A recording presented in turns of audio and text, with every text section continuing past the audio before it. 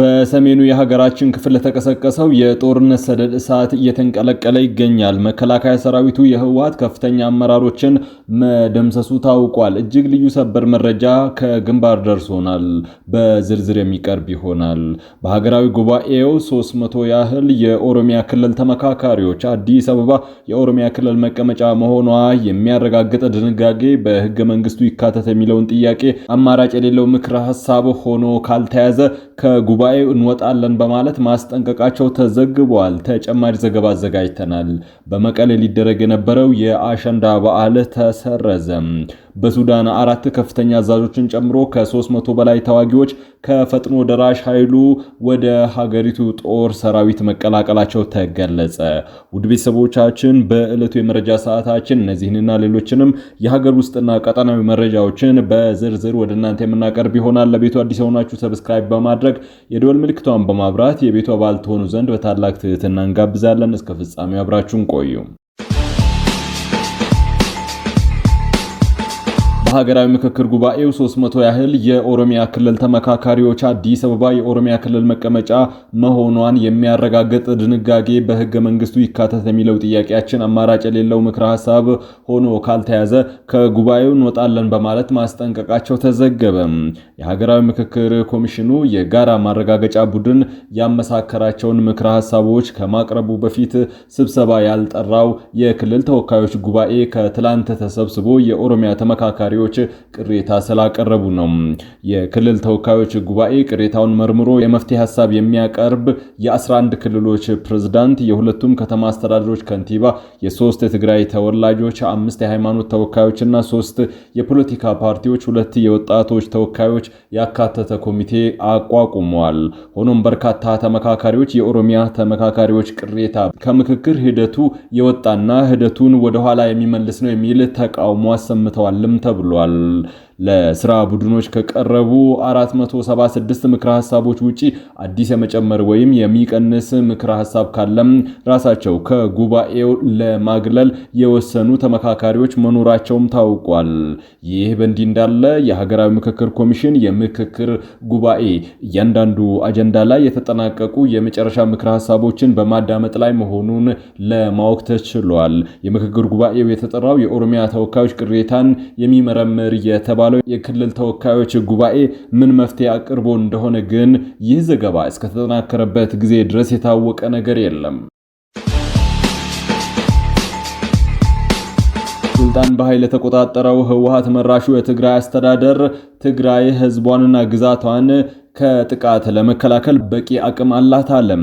የክልሉ አስተዳደር ትላንት ባወጣው መግለጫ እስካሁን ያሳየው ትዕግስት እንደ ድክመት ወይም የትግራይ ህዝብ ራስን መከላከል እንደማይችል ተደርጎ መቆጠር የለበትም በማለት አጽንኦት ሰጥቷል። በትግራይ ላይ የሚፈጸሙ ተደጋጋሚ ጥቃቶች ዓለም አቀፉ ማህበረሰብ እንዲያወግዝ፣ ሁኔታው ተሰብስቦ ወደ ለየለት ጦርነት እንዳያመራ ጣልቃ እንዲገባ አስተዳደሩ ጠይቋል። አስተዳደሩ ፖለቲካዊ ልዩነቶችን በንግግር ለመፍታት አሁንም ዝግጁ መሆኑን ገልጧል። በሌላ በኩል የትግራይ ትምህርት ቢሮም ትላንት መቀሌ ውስጥ የድሮን ጥቃት የተፈጸመው በመምህራን መኖሪያ ላይ ነው በማለት ከሷል። ቢሮ በጥቃቱ 14 መምህራንና ቤተሰቦቻቸው የመቁሰል ጉዳት በመምህራን ንብረት ላይ ከፍተኛ ጉዳት መድረሱን ጠቅሶ የክልሉ የመምህራን ማህበርም የድሮን ጥቃቱ በመምህራን መኖሪያ ቤቶች ላይ እንደተፈጸመ በመግለጽ አውግዟል።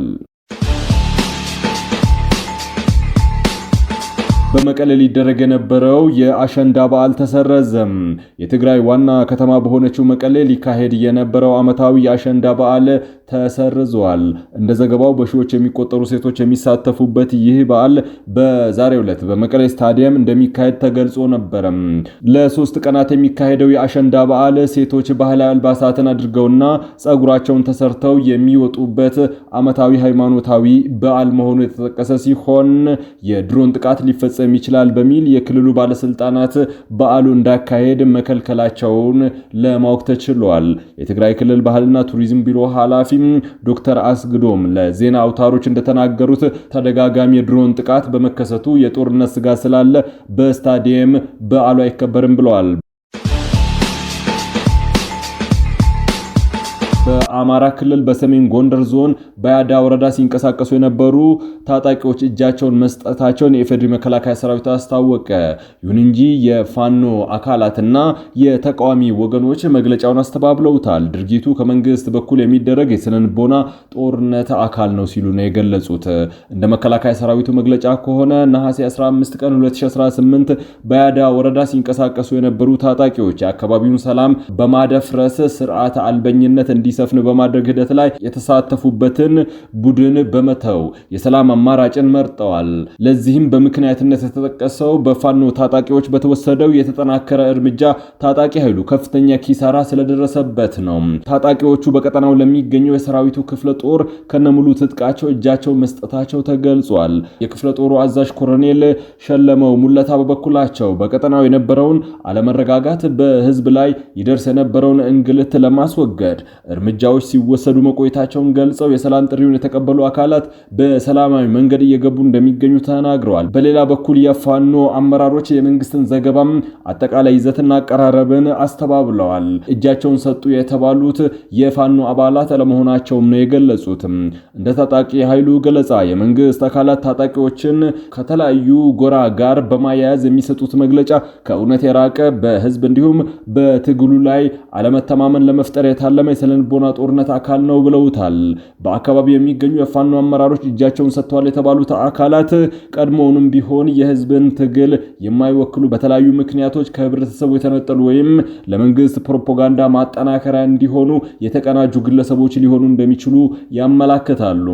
የመንግስት ኮሙኒኬሽንና የሰራዊቱ ስነልቦና ግንባታ ክፍል የሚያወጣቸው መሰል ዘገባዎች የመከላከያ ሰራዊቱን የበላይነት ለማሳየትና የታጣቂዎችን መንፈስ ለመስበር የሚደረግ ጥረት እንደሆነም ያብራራሉ። በተመሳሳይ መከላከያ ሰራዊቱ በደቡብ ትግራይ፣ በራያ ቀጠናዎች እንዲሁም በአፋር ክልል አዋሳኝ ቀጠናዎች በህወሓት ታጣቂዎች ላይ ድል መቀዳጀቱን ከስፍራ የወጡ መረጃዎች አመላክተዋል።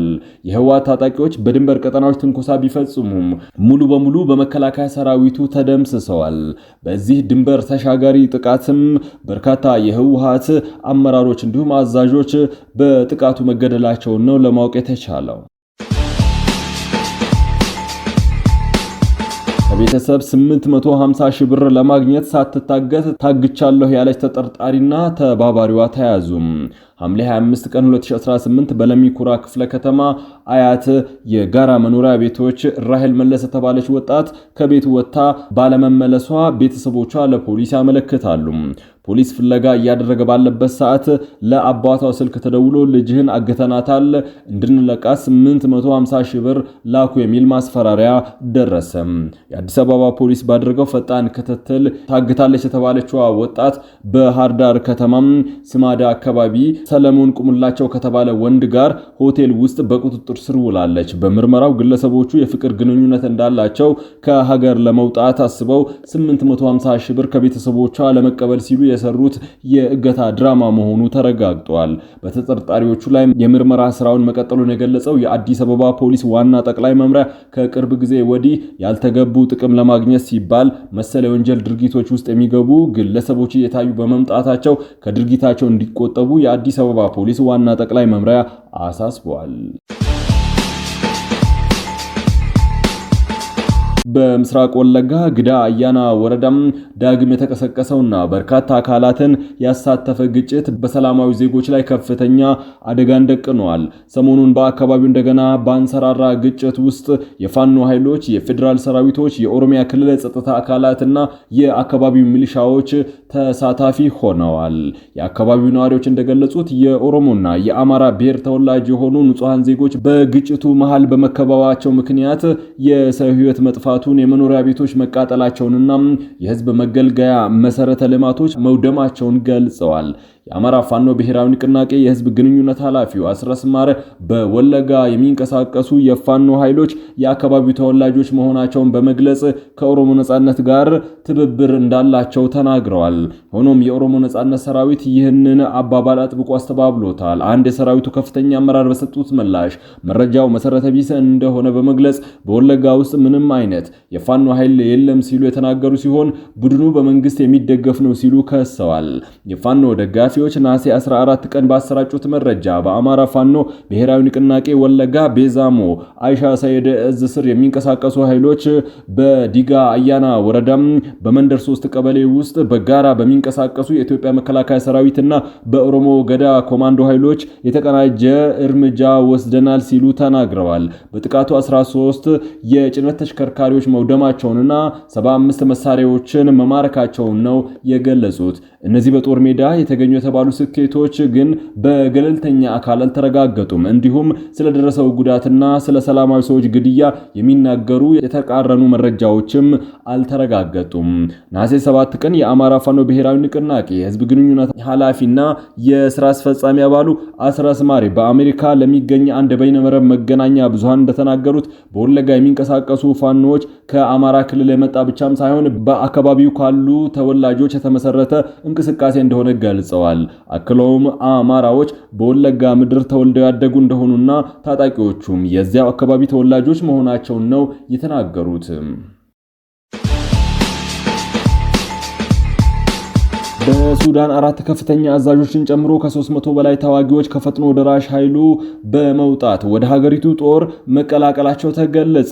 በሱዳን 4 ከፍተኛ ወታደራዊ አዛዦችን ጨምሮ 318 የፈጥኖ ደራሽ ታጣቂ ኃይል አባላትም ከፈጥኖ ደራሽ ኃይሉ በመካድ ወደ ሀገሪቱ የጦር ሰራዊት መቀላቀላቸው ተገልጿል። ተዋጊዎቹ እስከ 50 የሚደርሱ የጦር ተሽከርካሪዎችን ይዘው መግባታቸውን የሱዳን ጦር አስታውቋል። ቡድኑ በሰሜን ግዛት አልዳባ አካባቢ ከጦር ኃይሎች ጋር መቀላቀላቸውን ነው የገለጸው። የሱዳን ድንበር ጠባቂ አዛዥ መሐመድ ሳሌ ዩኑስ እንደተናገሩት ወደ ጦሩ ለመመለስ የመረጡትን ተዋጊዎች ሰራዊቱ በደስታ ይቀበላቸዋል። በመላ ሀገሪቱ የዜጎች ደህንነትን ወደ ነበረበት ለመመለስ የሚደረገውን ጥረት እንደሚቀጥል አዛዡ አረጋግጠዋል። ወደ ማዕከላዊ መንግስት ጦር ከተቀላቀሉት ከፍተኛ የጦር አዛዦች መካከልም ሌተናል ኮሎኔል ሙሳ አሊ አህመድ ይገኙበታል። አዛዡ እንደገለጹት ውሳኔውን ያሳለፉትም በታጣቂ ኃይሉ ውስጥ ነፃነት በማጣታቸውና የተቃውሞ ድምጽ መሰማት ባለመቻሉ ነው።